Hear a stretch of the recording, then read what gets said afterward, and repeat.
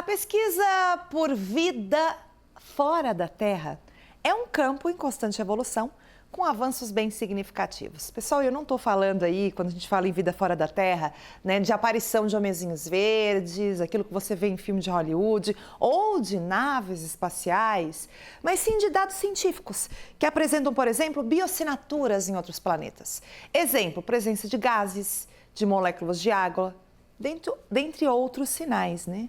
Nas últimas semanas, foi divulgado que cientistas encontraram o indício mais forte até hoje de vida em outro planeta. Eles identificaram 2 gases num planeta chamado K2-18b. Nossa, é muito difícil, né?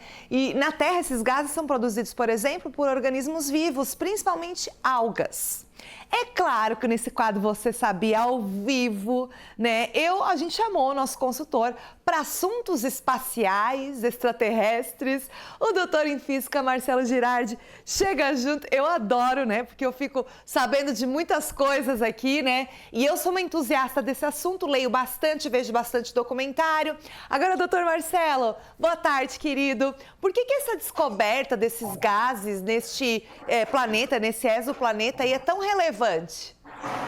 Oi, Gi, boa tarde para ti e todo mundo aí no sul do estado mais uma vez, né? Então, esse é o dado mais confiável que a gente tem da presença de uma molécula que pode, deixar claro isso, que pode estar relacionada a alguma forma de vida né? Extraterrestre, é um exoplaneta fora do sistema solar, a gente chama de exoplaneta, é um planeta que está numa estrela mais ou menos 120 anos-luz da Terra, para vocês terem uma noção. Um ano-luz é cerca de 10 trilhões de quilômetros, então essa estrela está a 120 anos-luz da Terra, e um dos planetas que está lá em volta dela, que é o K2-18b, o K tem a ver com o telescópio que fez a descoberta, o 18 sequencial, o 2 e o B, porque o B e o C são as letrinhas que dão para cada um dos 2 planetas lá. Então ele tem essa molécula, e essa molécula aqui na Terra, até onde a gente sabe, Gi, ela tem origem biológica, que são fitoplânctons, formas de vida microscópicas que estão lá no oceano, que produzem o tal do dimetilsulfeto, que a gente chama de DMS. Então, é o melhor dado. A gente tem hoje já 99% de certeza de dizer que tem aquela molécula lá, mas ainda não é suficiente. A gente precisa confirmar mais vezes, então não dá para ter tanta certeza. E é possibilidade, não significa que seja produzido por vida lá também. Sim. Eu acho que ficou bem claro, mas por que é tão difícil, doutor Marcelo? Porque a gente, né, é um universo aí com tantos exoplanetas, planetas, enfim. Por que é tão difícil provar que existe vida fora do planeta? Essa tua pergunta é excelente. Olha só, talvez na época que tu estavas na escola, mas com certeza na época que eu estava na escola, Gi, a gente só ouvia falar basicamente no sistema solar. Era muito difícil a gente pensar na possibilidade de existirem planetas fora do sistema solar. A gente achava que o Sol era um caso raro, ou seja, uma estrela com vários planetas ali em volta, Mercúrio, Vênus, Terra, Marte, Júpiter, etc., né? Mas o primeiro exoplaneta foi descoberto lá em 1992. Pessoal, faz pouco tempo. Nossa. Se a gente pensar em termos de história da ciência, faz pouco tempo.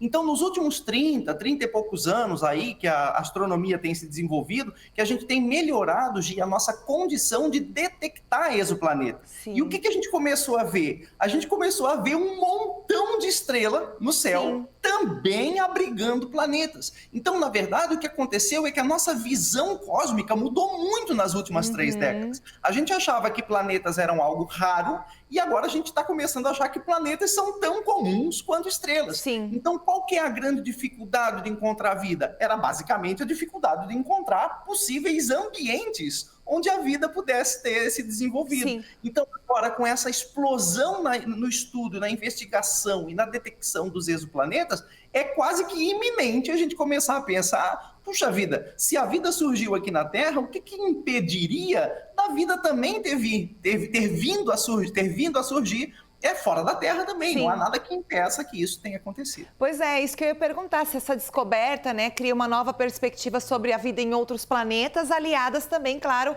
às tecnologias que a gente tem hoje, né, doutor Marcelo? Exatamente. Descobrir exoplaneta não é fácil, tá? A gente tem algumas maneiras de fazer isso. Por exemplo, todo mundo já deve ter visto algum eclipse, quando, por exemplo, a Lua passa na frente do Sol e obscurece uma parte da luz solar. Essa é uma das formas que a gente tem de detectar exoplaneta. Quando o planetinha vai lá e passa na frente da estrela que abriga esse planeta, ele também vai roubar um pouquinho da luz da estrela para nossa aparência aqui, visto daqui, e isso começa a dar pistas da possibilidade de existir exoplanetas fora da Terra. Tá? Então, com certeza, essa é uma das moléculas, mas não é um único caso, Gi. Como tu falou, isso levanta, muda a nossa perspectiva? Muda, mas também teve uns anos atrás, não sei se vocês lembram do caso da fosfina, que foi aparentemente descoberto na atmosfera de Vênus, que é nosso vizinho aqui da Terra, no sistema solar, também tem a presença dessa molécula que pode ser um indicativo, né, de vida, mas não é definitivo. Por quê, pessoal? Porque essas moléculas que a gente sabe aqui na Terra terem origem biológica, não significa que elas não possam ter uma origem não biológica que a gente ainda desconheça. Então, sim, existe uma mudança de perspectiva dessa possibilidade, mas também existe a possibilidade que a gente tem que manter bem aberta no horizonte de não ser vida a origem dessas moléculas. Elas podem estar sendo produzidas por algum outro processo que a gente ainda não conhece. Acho que ficou bem claro. Mas para finalizar, ainda é tabu falar de vida fora da Terra? Não, muito pelo contrário, né? Gi. Isso se chama astrobiologia, toda uma área do estudo incrível que vem florescendo nos últimos anos e, portanto, faz parte da crista da ciência. Já tem várias missões, só para fechar rapidinho, várias missões aí da NASA e agências espaciais pelo mundo que já estão sendo finalizadas e devem ser enviadas nos próximos anos para onde?